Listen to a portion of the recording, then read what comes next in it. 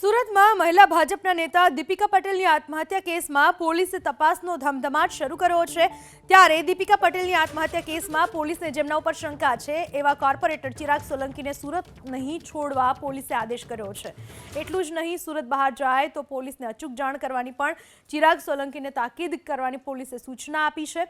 દીપિકા પટેલની આત્મહત્યા કેસમાં ચિરાગ સોલંકીની શંકાસ્પદ ભૂમિકા હોવાની પોલીસને આશંકા છે। ત્યારે ચિરાગ સોલંકીએ દીપિકાના ફોનના ડેટા ડિલીટ કર્યાની આશંકા સાથે પોલીસે દીપિકા પટેલના ફોનની તપાસ પણ શરૂ કરી છે।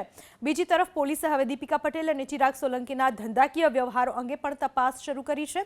પોલીસે બેંક ડિટેલની પણ તપાસ શરૂ કરી। હાલ તો આ સમગ્ર કેસની તપાસ અલથાણ પીઆઈએ સંભાળી છે। દીપિકા પટેલની આત્મહત્યા કેસમાં ચિરાગ સોલંકીની શંકાસ્પદ ભૂમિકા હોવાની પોલીસને આશંકા છે।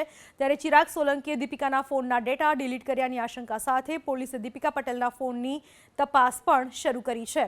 બીજી તરફ પોલીસે હવે દીપિકા પટેલ અને ચિરાગ સોલંકીના ધંધાકીય વ્યવહારો અંગે પણ તપાસ શરૂ કરી છે।